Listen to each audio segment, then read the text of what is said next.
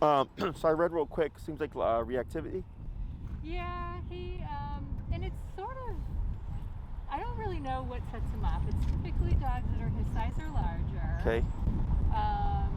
But he runs up to dogs and he's like, hi, tail wagging, seems okay, and then all of a sudden it explodes into like barking and Lunging and stuff. yeah, Sure. definitely Hi, there's Steve. lunging. Jesse. Steve, this is Jesse. Nice to meet you. So anyway, we'd like to have, and we'd also like to have him be a better walker because he pulls. Sure. Only listens. He doesn't really listen. He's like, Sit down. when he decides he's going to do something, he doesn't listen. Okay. Sure. And then you had worked with another trainer, was it? Yeah. Okay, and that was positive only? Yeah. Okay. And how long was that for? I think I paid for 5 sessions. I only did 4. I did not like the experience. I did not like the trainer. She trained with me once and then passed me off to her underling, which I'm sure her underling was fine, but it was a referral from my veterinarian to this particular trainer. Sure. And she treated me like a dog when I came into her facility. Okay. Like, sit, stay, you know. Oh, interesting. Okay. Yeah, to me. And it was just like, Sure. okay. I kind of have a feeling like I know who you're talking about. I think my 2 cents is, hey, sit down. This dog's really smart.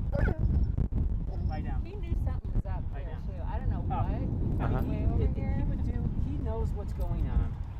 He just has a situation where when something really sets him off, Sure. it's more than he wants to please us, and more than he wants any food, he is in hyper mode, you know what I mean? And it usually has to do primarily with other dogs.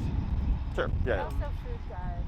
We had another dog who's since passed, but they've gotten into multiple fights. Sure. Regarding- Sure. He will bite another dog, and that's why, so now, and when we steer away, like so if we're walking, he sees another dog, we'll just steer away, and if he thinks an encounter is going to happen, he goes on alert. But as soon as he thinks an encounter is not going to happen, he's like, okay, fine. Go on. Sure. But that means that we have to spend our entire life, which during the pandemic it's been okay because nobody wants to get near anybody anyway. Sure. But later on, you got to spend your entire life when someone else is coming down the sidewalk, you cannot interact. Gotcha. You don't know what he's going to do. Yeah. Anything else? Nah, I think that's it. I mean, the rest of it, I think he's a pretty good dog. Okay. Yeah. I mean, that's usually how it works too. Like our dog is great, but this situation, right? Yeah. So, did you do any research on me before reaching out? I did. I actually saw your New York Times thing that Okay. came out recently. So I was like, oh, who's this guy? And then I saw your videos, and I was like, okay, you know what? I really want a better dog. And if it means getting, you know, a collar, Sure. doing that kind of training, I guess I'll try it. Sure. So I'll explain how all this stuff works. So positive reinforcement is great for things you want to see again. Okay, so like, you know, right now we have some puppies that come for like puppy daycare, and training is a part of their daycare package. So like we do like sit, stay, down, like real simple stuff, but it's puppies. It's like kindergarten stuff. But then I just had a conversation earlier with one of those puppies with the owner, and I don't actually talk to the puppy, but to the owner, and and I was like, and she's like, oh, like, it's like, when do I know like the puppy's done? And I go, well, right now it's foundational stuff, right? It's like kindergarten, and then at 6 months, puppies can be trained to an adult level. And I said, and that's when we turn around and say, okay, if you want reliable obedience, like in this kind of setting, in an emergency setting, if the dog becomes reactive or there's a dog fight or something, and you want to have control, then we do big boy, big girl training, right? And then I was like, and it's all dependent on you. I was like, if life with your dog is just walking down the street and your dog is social and will never be off leash, then no, you really don't need it technically. But I'm all about the like realistic, people go hiking, people go to the dog park, they go to the dog beach, they do stuff, right? I would love to have him be reliable off leash. Yeah, Our previous dog was very reliable off leash. Like he would go and run in the woods. Hey, get down. Down. But I would be able to recall him, and he wasn't. He did not listen. I mean, like a perfect example is this weekend. We're on the beach. He sees people at least 100 yards away. He's off leash. He's been fine. But he sees them. He gets them in his sights, and he's like, "I gotta go." Takes off. Oh, sure. And we're yelling at him, "Come back, come back!" No, he's not. He gets up to them. They've got a kid. and he's doing the same thing he's doing with you. He just wants to interact. Say hi, yeah. He likes And people. but you cannot call him back at that point. You know, if you said cookie, anything, it doesn't matter. Yeah, He's gone. because that's more valuable than any reward that he would get, Yeah. right? So that's where tools like prong or e-collar come into play. Prong collar is the spiky looking one that you may have seen.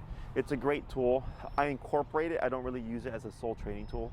I haven't done so in like 10 years because it takes too much technical skill for the average dog owner. Remote collar, right off the bat, gives me off-leash control. Very easy to teach to the average dog owner. Very simple. Doesn't require a lot of... Easy. Yeah, then it doesn't... People make it seem more complicated than it is, but it's actually the one tool that gives you the most gray area for error and not having to worry about screwing up your dog. Okay, it's just how people perceive it. So like prong collars, people think it's like a torture device because of the way it looks. But dogs bite each other, and that's actually how it's designed. It's designed to mimic a dog bite. Remote collar, they actually use the technology on humans. They use it all the time. It's a miniaturized TENS unit. So if you've ever been to like a chiropractor or physical therapist and you've done have stim, one. yeah. I just used it the other day. Yeah, that's an e-collar. Okay, it's just a miniaturized TENS unit. I've had people actually use an e-collar to like, they'll put it like on their back to stimulate the muscle in case they're having like back pain or something. Right. So it's just people think like, oh, you're shocking, you're electrocuting, and I'm like, no, you're not. I'm like, it's just lack of education. Right. Okay, so the reason why it is so effective is because it's at a press of a button. We're very button savvy now. Everything's at at a button. Doesn't require a lot of technical skill. It's really just common sense and logic. Okay, so the training concepts, yes, I have to explain it to you, break it down for you, so you understand how your dog learns. Well, we train with what's called pressure work. Okay, so growing up we had peer pressure, right? Have you guys drive? You ever been on the expressway where like someone's like really close to you, and it makes you feel uncomfortable, right? And you might speed up, you might switch lanes, you might not do anything, or you may brake check, right? They're putting pressure on you to make a response. Right. So e-collar is the same thing. It's just how is the pressure being delivered? Okay, so there's different forms. It's all over life, but we don't really perceive it that way anymore. So with remote pressure, first thing we do with a case like this with reactivity is we don't go out targeting the problem. We teach them how to walk correctly first. Okay, now my style of heel is very strict. If I take 5 steps, he takes 5 steps. I take 3 steps, he takes 3 steps. When I stop, he automatically sits. I don't care what the environment is. I don't care if you're here. I don't care if you're at Oz Park or at the dog beach, whatever. We need that level of focus. And it sounds complicated. It sounds like, months or years of work. It's literally, as long as you follow the instructions, 1 to 2 weeks. Okay, because you walk your dog 3 times a day at least. So you're practicing as you walk him. Okay, that becomes the foundation. So a lot of times, reactivity can be frustration. So one thing that I'm seeing here is the harness does promote or provoke reactivity. Oh, really? Yes. So you have a front clip harness. They're called no-pull harnesses, which is technically an oxymoron because harnesses are meant for pulling. Yeah, and what happens is it diverts the pulling pressure to the side, right? And we got dogs just behind you, just so you're aware. It diverts the pressure to the side, but what happens is dogs have this thing called opposition reflex, and what it means is when they feel pressure, they want to go against it. So when you pull back, he wants to pull more forward. That creates agitation, which leads to frustration, which then leads to reactivity, which then potentially leads to dog aggression, okay? So a lot of people, when they get their puppies, they don't want the puppy to choke, so they put the puppy in a harness. Then they see a dog, and the puppy's super friendly because they're a puppy, and they pull them back because they don't want the interaction, right? And they keep doing that over the course of a year with that puppy, and eventually friendly puppy becomes a frustrated puppy, becomes agitated puppy, becomes aggressive dog over the course of time. It's super common, okay? So harnesses, unless your dog is gonna pull something, are terrible training tools and also terrible for walking. I understand if your dog's not trained, not wanting to put pressure on the trachea, but that's kind of the trade-off, okay? So here, once one of 2 things happens. One, we get Frank to learn how to focus, not care about this stuff. It's like if you saw me with my pit here, she'd just be laying at my feet. I know, I saw your videos and I was like, holy crap, that dog is off leash, and yeah. So, but it's because there's rules. Okay, so one is focus, but then also discipline. So if Hank has not been, is Hank correct? Yeah. If he's not been corrected in a manner that he understands, okay, he's not gonna stop anything. So like if a dog wanted Hank to, for instance, stop mounting him, they would just turn and snap and bite. They use physicality, okay? They don't turn around and say, hey, please, that's disrespectful, would you not do that? They don't have conversations. They don't give each other treats. They don't give each other medication. They just bite each other, okay? So I'm not saying that those things don't work. They're great, like, to add on, but for the average owner, it's too much stuff to think about because you're not dog trainers. Well, I have to say that when we were doing the positive reinforcement treating, when I was training him, he was learning, but it was difficult for us to be on the same page with it. Well, but because I was the only one going to training, and then I had to like relay. And I decided personally, I will just say this, and I think I said this to you I before. know you said it. I decided it didn't matter because just what you said, at some point, the reward of going berserk was more than the treat. Yeah. And I just said this isn't working, and Correct. I stopped doing it. Correct. Because I was like, he's never going to value this little treat. Correct. More than going berserk. Correct. And that's where aversives come into play, right? So like growing up, I was raised old school. I was spanked. So like if my mom was like, you know, do your homework, wash the dishes, or, you know, even for talking back, if I did any of those things or didn't do any of those things I was supposed to, spank, spank, spank. Right. That's all it was, right? She didn't give me a brownie for like not breaking windows or for like respecting my teachers for that day, right? It was just like, it's expected that you do these things because if you don't, there's consequence, right? Same thing for dogs, okay? So positive, like let's say I have someone, and I have one client right now whose reactivity case is more difficult than most of them. So she's having to do more stuff, but we've added on stuff over time.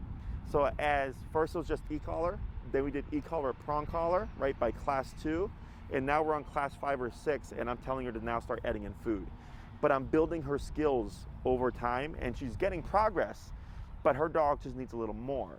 So we're making adjustments as we go along, as opposed to flooding with like all these things, right? So I always go with the one thing that I know is super consistent. E-collar gets me, you know, allows me to cover reactivity within the first class. We teach to heal. I give you a basic concept of how to address the reactivity, how to start stopping it, and then we start building off of that. And then we have to make it, if we have to make adjustments, we make adjustments, okay? So, but that's the first thing I would do here. And then like the... Can I just jump in real quick? Is the e-collar then a forever thing? Like he wears it every time we go out, like always? I don't recall if your dog had the e-collar on when she was being like super. Right, so, No, I threw the stick and I threw my glove. So, going back to driving, it's gonna answer your question. So you guys go to the expressway, right? Do you go the speed limit? No. Okay. You see a squad car, what happens? Right. So that's what an e-collar is. An e-collar is a cop on a collar, right? Because it's an aversive. So the common thought process is my dog should learn to be a good dog and then be a good dog. But dogs aren't proactive. Humans can be proactive. You can decide, you know what, or from reading the paper, I saw this guy in the paper, let me see what he's about. Oh, I like these videos, let me book a consultation. Those are all proactive decisions, right?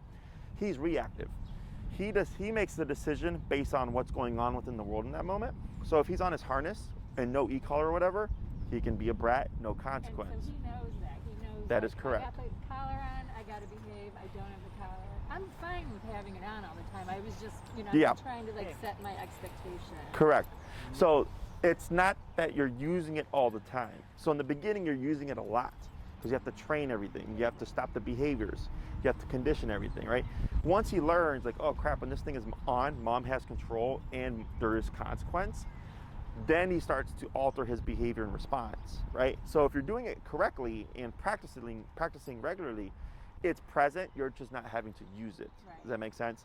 So like my dogs, to give you an example, my pit is super afraid of fireworks. She gets super anxious, she just wants to go. He has that same thing with gunshots, fireworks, a loud bang of any kind. Sure. Yeah. So does he go into like flight mode? It is like, I am going to drag you home, no matter what, tail between my legs. Gotta go. Correct. So like my pit is the same way. We walked from my facility over here, and as we were walking here, it was by over there, someone blew up a firework, okay? And I had no e-collar on, because I wasn't gonna take her off leash. My dogs walk great without the e-collar on leash and stuff, all that's fine. But someone blew up a firework, I didn't know, right? Caught us off guard. She's just wanting to go home, right? And I had no means of de-escalating her because I didn't have my tool, right? So it's just the way of the world. It has nothing to do with the training methods or anything like that. It's simply opportunistic behavior. Regardless if you're doing positive only or if you're doing, you know, e-collar or whatever, anytime you remove the motivator, you're gonna get a dip in performance. Right.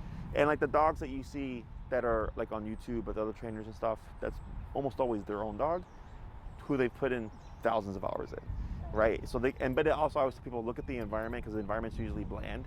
They're like, they'll be in a field, but there's like nothing out in the field with them, right? Or they're in their room and there's nothing in the room. Yeah. So are my dogs good with no e-collar? Yes. But if something like that happens, I'm left without control. Right. And that's where I go, like, I don't want to risk that kind of stuff. But even as humans, like, even we push the boundaries. Opportunistic behavior comes from survival instinct. So like if there's a pond of water, let's say there's like an alligator or whatever in there, and the animals know, they won't drink, right? Because they know they're going to get eaten. As soon as they see it leave, they drink the water. Does that make sense? So that's opportunistic behavior. Same thing with these guys, okay? Other questions?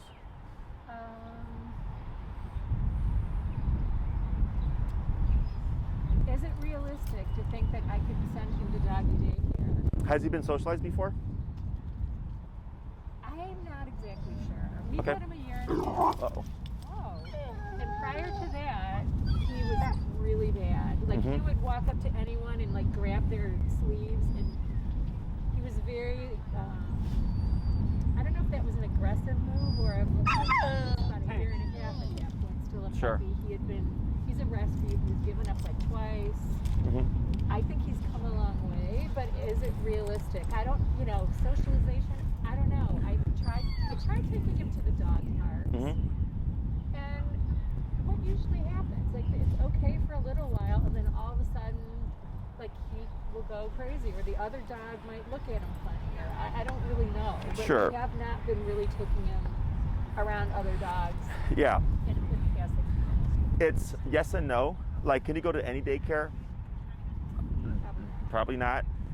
We have a dog right now that's actually boarding with us who was very reactive, and when working with his owner was very difficult. Like this is I get like 3-ish dogs a year that are kind of extreme cases.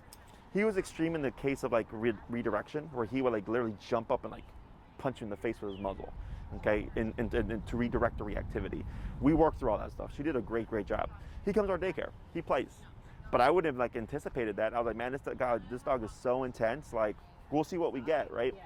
So it's the same thing, because so if I can show you how to socialize him correctly, would he be a dog park dog? That's really up in the air. Could he socialize with a friend's dog or a relative's dog? That's more realistic because. We have him around friends' dogs. Like I have friends with 2 dogs, and one is like 14. And they've been around each other, but when the food, like the resource guarding, food came along, he went after, and now her dogs are afraid to even be near The him. other dogs are afraid, and he made our other dog afraid, because it's like when you were in school, and there was like a guy who would go off, and you weren't sure when he would go off. Yeah. Right? Yeah. And you just were always intense around him, because it's like you just don't know what's going to happen. You're on edge, yeah. Fine. Then the guy decides it's your turn, and then you're like in it with him, and it's like you don't even know it's coming, and that's what he does to these other dogs. Sure. Like basically, he gets in this mode, and then they just don't want to be around him. They're just like, fuck this is an asshole. No, yeah, no, I've seen it before. I mean, it's the same thing with people. So here with the resource guarding is easy in the sense that we can predict it anytime there's food around, and I always assume stuff. So as soon as I hear resource guarder, I think toys, water, food, bed, everything, right? Until I get to learn the dog more, and then I start to know, because not all dogs will resource everything, right? They'll resource like a certain thing, or all things, just depends on the dog. I would say it's mainly food. Do you think he resource guards anything else? No, I think that's actually when the problems. Well, I think he's had problems with. He's not that possessive at all. No, he's had reactivity around food with other dogs that he knows. Kim and Dave's dog, our other dog that passed. When he was out in the dog park, he wanted to play. He got very aggressive, and then at some point that started something. You know what I mean? And then he reacted when something got started. You know what I mean? Sure. But I don't think he was actually like trying to grab anybody else's ball or take anybody else's anything. He's just out there with a bunch of other dogs. He's feeling pretty berserky, and all of a sudden he does something that crosses a line with another dog, and then when they react, he reacts and escalates. Yeah, that's not uncommon. So the resource guarding can't make him like dogs being around food in him, right? It's one, we can teach stuff to teach him to disengage as default, meaning like let's say I dropped a piece of turkey, instead of going for it, like if another dog and him went for it, we'd expect a fight. Is we teach them when they see that happen, they just walk away, okay, by default. And it's really just preventing things. We do that precautionary, like in case that happens, we have this fail safe, right? But we don't go around going like, yeah, the dog's great, and just like have him around food and stuff, because it for the average dog owner, it's going to be too complicated. One thing you should know about food, we have two things that we do with food that he's actually pretty good at. One is when we put the food down, he has to wait until he's told free dog, and he will do that. And the other thing is if it's for his treats, because he gets treats to go outside, because we want him, he's peed in the house. And when he comes inside, we'll make him wait for the treat. And you can even stick it on his nose and have him sit there and say, okay, free dog, and he can flip it and catch it. So he can wait a certain amount of time for food effectively. But sit down. There isn't another dog involved. Yeah, that's what I was going to say. Barking. Yeah, the frustration barking. Yeah, that should go away with discipline, because he's just not, like, I like what you're doing here. Like, he limited his range of motion, and he has him here, which is why he's getting frustrated like that, because he was wanting to do stuff, and Steve has him in this short leash, and he's like, well, you can't do stuff, right? But there's no consequence for the behavior, so that's why he just keeps escalating. Whereas for me, it's like if my mom, if I was being a brat, she took me, right, held my hand, and I was like, nah, right? She's like, what? Don't do that. I'm like, all right. That, so it's the same thing here with dogs. And people, they struggle with the whole concept. They're like, well, what's abuse and whatnot? I'm like, it's the intention. Like, being spanked hurts, but the intention was not to hurt me, right? When we do remote collar, the reason why I'm an effective trainer is because I will go where people don't want to go. So I had an extreme case. He's still working with us right now. The third class, I had to go, my collar goes 0 to 127 in increments of 1 to give you a reference. This dog bit the owner in the head, attacked another dog, went after a couple of kids. This dog's serious, okay? He was being super defiant, didn't want to do anything, super reactive and stuff. I had to go to 115 before he finally caved in. Wow. And it was 15, 20 minutes of me wrestling with this dog on the collar, trying to make him comply before he finally broke. After that class, it's been like almost smooth sailing, right? But the thing is, people go like, oh my God, look at the dog. I'm like, yeah, because he doesn't want to do it. I have to make him comply. Once he complies, he goes, shit, Jesse will go there. Most people won't go there, and that's why they don't make progress. Does that make sense? Yeah. He's gonna learn to I don't respect think we'll have to go up. No, yeah, I'm just giving you an example. But I think that I think he's pretty trainable. I mean, like I said, when we were doing the positive stuff, and if I was on it, he would respond. But it's just too hard. He wants a job since we've been at home. So all day long, he's with one or the other of us. If you say, get up, let's go over here. Okay, lie down. Okay, now I'm going to sit at the desk. Lie down over here. He's actually pretty good. He wants a job. He wants to know what to do and to do it. But the thing is, I think when he gets outside like this, and sometimes it happens inside, but mostly outside, he just gets all weird. And there's a lot more stimuli to contend with. He doesn't know what to do, and he just goes, what? Yeah. Yeah, it's just there's a lot of stuff here other than within the home, right? You got squirrels, rabbits, people, joggers, skateboarders, rollerbladers, dogs, running dogs, off-leash dogs, like all sorts of stuff. Yeah. So what would dictate like length of time and cost and stuff is simply just how much you want to get done. The main problem here, of course, is reactivity, right? And then we have the essential stuff like walking on a leash, which is part of reactivity, and recall, okay? So if all you're concerned about is I want to walk my dog, not have reactivity, and have reliable recall, that's about 6 classes, okay? 1 day a week for an hour. If you're wanting more, like let's say tackling the resource guarding or like more control outside, that's 9 to 12 classes, okay? So think of 6 classes as walk my dog, go to the park. 9 classes, walk my dog, go to the park, go to restaurants. So like he would be there laying with you and not moving despite what's going on.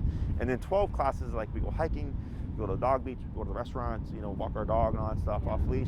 That's like all the control, okay? So this is pretty, all of it. this is pretty straightforward, okay? The variable here would be the reactivity, okay? Resource guarding is fairly simple. It's education. We teach them not to go after stuff, right? We put rules on things, but then we are cautious of where we put him, right? So like, let's say you go to the dog park and there's someone just handing out treats, I would not allow him to go into that context, because that's where we're most likely going to see something. So there's also preventative things that we do as well. Okay, and it happens where people go to the dog park and just throw stuff on the ground. Right. I've seen it. It's dumb. So, how much does this guy weigh? It's like 60, Okay. 65. But he's strong as hell. Yeah. I mean, this dog, one of those times in the park, you got to be careful with him. One of those times in the park, he was running for another dog, hit me, knocked me into the air and fully on the ground. I mean, I was in the air. This dog is strong as hell. Yeah, no, I saw that happen to a client. His dog was a Dane Pit Mix, so he was a bit bigger.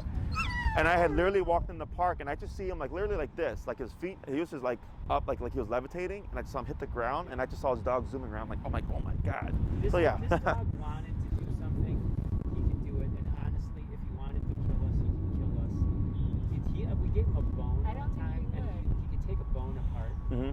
big bone, Sure. like a shank of a cow. You Sure. can take it apart very quickly. This is a strong. I'm not worried about hurting him. I'm honestly not worried at all about hurting him. The collar that I'd recommend for you is and we'll send you the information for this, is the Dog Trail Black Edition. It's meant for 70 pounds and over. So the reason why I suggest that he's here, because he's right at that cusp, is when we go into reactivity, we have to factor in a number of things. One, dogs are already physical animals. They bite each other. Two, dogs have a higher higher level for discomfort because they're animals. They can't show weakness, otherwise they could die in the wild. Reactivity, his adrenaline's pumping. You know, he's in that mental state. Stress levels, all that stuff. His physical size. So having more power gives us a greater probability of shutting that down. Does that make sense? Does that mean it goes from 1 to It's the same number. 150 instead of 1? They're the same numbers. It's just the output is different. Okay, so like that collar has no, it's just the way the stim is delivered. So like, let's say on the lower level collar, he might need 40, and on the higher powered collar, he might just need 20. Okay, it's just more output, so we get more from less. Okay, so we don't have to worry so much. And it's perfectly safe. I could use it on my 8-pound Chihuahua. Okay, it just means more power from less intensity on the levels itself. Okay, so and other questions, other concerns? No, this is what he needs. Will we ever associate, like if I'm trying to socialize him, will we ever associate other dogs with his pain? No. So that's a good question. So it's all about repetition, right? So like, let's say right now he saw a dog, he didn't blow up, nothing would happen. Let's say he saw a dog and something, he blew up, there would be a correction. We do it again, sees another dog, nothing happens, no correction. As he starts to differentiate, oh, it's not the dog, it's me and what I do and the choices I make. Okay, but that's why we have to layer it in correctly so he understands that. Most people apply the collar and just try to punish the dog, and there's no real clear communication of why it's happening. Right. They don't know how it turns on and how it turns off, Right. which is why we always start with heel first. One, heel fixes leash pulling.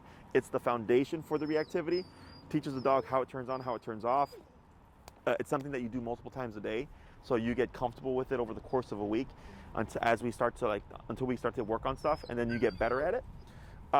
So in the beginning, we might see where if he sees a dog, he'll kind of space off because he's thinking like, is it the dog or me? But then when nothing happens, he's like, oh, okay, like I didn't blow up, the dog didn't do anything to me, nothing happened with the collar, and next thing you know, like dogs will pass by and he'll just be there and nothing happens. Okay, but it's in the beginning, it's not uncommon to see a little bit of avoidance. So you have to kind of figure out when to apply The pressure, yeah. He's pretty smart. He's gonna figure it out. Yeah, He's not but stupid. But I show you all this stuff. So, and now, because we do verbal instruction, I don't touch the dog anymore. I just coach you through it. I'm there with you. And you're developing all the skills yourself. Okay, so if you want a good idea, I just started this case on Sunday. His name's Doug. I put his video up within a few days. Doug, lesson 1, superhuman reactive. Like you see him go after me a few times. Oh, Okay, wow, look yes. after you. Yes. And all I'm doing is just sitting there. And she's just walking by. She's walking by and he's lunging at you. Yeah, Wow, okay. And we repeat it. And eventually you start to see him go away from me, but then nothing happens. And Okay. the collar's being used. The collar's being used. So if that's a good, and that's controlled context because it's towards humans. He's fine with dogs. With dogs, it's a little bit different because outside you can't repeat it with somebody, right? So I teach you how to handle it as it happens, and then over time you can get to the point where you can just walk past the dog. Every case is different. Some people prefer to just step aside and let them pass. Other people will try to, will get to the point where they can walk past dogs. Well, we got so many dogs in our neighborhood. We're over basically Western and Armitage, Mm-hmm. and there's dogs all day long. there's a million dogs out there. It's easy to practice because it's actually an issue not running into dogs. You Sure. run into them all the time. So if we need practice, But I don't want to have to pull over. once we're comfortable, I want to be able to walk. yeah, past I the want to dog. walk. I want Yeah. to walk. But in the beginning, just so you know, it's easiest to be stationary than to walk past, okay? In that particular video, we repeated it because I was there, and we could repeat it, right? And when we pull over, the difference, I think this is important to know too. If we pulled over, which we do sometimes, if you can't because there's been snow, you couldn't Sure. cross, whatever. If we pull over and the other dog doesn't amp it up, he'll actually just sit there and let the other dog pass. If we pull over and we're sitting in, near someone's house, and the other dog starts looking at him, that's when, Yeah, that's he can normal. let it go. If the other guy's gonna let it go, he can let it go. Yeah, no, that's So not the problem uncommon. is when the other guy doesn't let it go, we need him to say, I'm not going to. Yeah. I'm not going to. Well, it's kind of like guys, right? When guys start talking crap to each Yeah. other, and we're kind of like walking away, like wanting to finish it. Yeah. It's the same thing. Yeah. So. Okay. I'll never understand guys. But whatever. He's a guy. Other questions? No, I think we need to get these. Yeah. Well, Yeah. So then at minimum 6, and then 9 and 12 just gets you more control. The variable just being reactivity. Okay, now I can only take you as far as you're willing to go. So if I come to the conclusion of like, hey, you need 105 for this guy to cut the crap, and you come back and I'm like, how was it? You're like, Jesse, terrible week. And I'm like, well, how high did you go? And you're like, oh, 45. I'm like, well, you're 60 levels short. We're not going to get anywhere. yeah, Okay. I'm not going to be afraid to because I've been very frustrated with them, and I'm committed to like dialing that thing up to whatever. Sure. And it's again, it's all common sense. If he does nothing, we do nothing. If he responds to 15 out of 127, we're at 15 out of 127. He dictates everything. His response, his behavior dictates everything. Okay. Let me think here. And it's one collar, and then how do you control The intensity? Yeah. There's a remote. And so we get 2 remotes there. 'Cause I don't know. You can do that. You just have to call the company. So you would get the black edition, and then you would contact Dogtra once you receive it because they have to pair it to your system. Yeah. And then you tell them, hey, I bought this. I need a remote for this system. Yeah. And then they'll tell you to do something, and then they should send it to you already paired, or they may send you with instructions. I've done it before. It's fairly simple. But you can have 2 callers to 1 remote. Unless the other thing is, well, Or 2 remotes to 1 there's caller. Unless the thing stays on here. So if we change this to a collar and the thing stays on here, what I don't want is it goes in your purse. It goes in your purse, and then Right. They're indoors. You're not going to wear a collar. Like, it's not like I'm Okay, bagging fine. up. So if it's on the collar when he goes outside, and there's one of them, and then it just always with the collar, that's fine.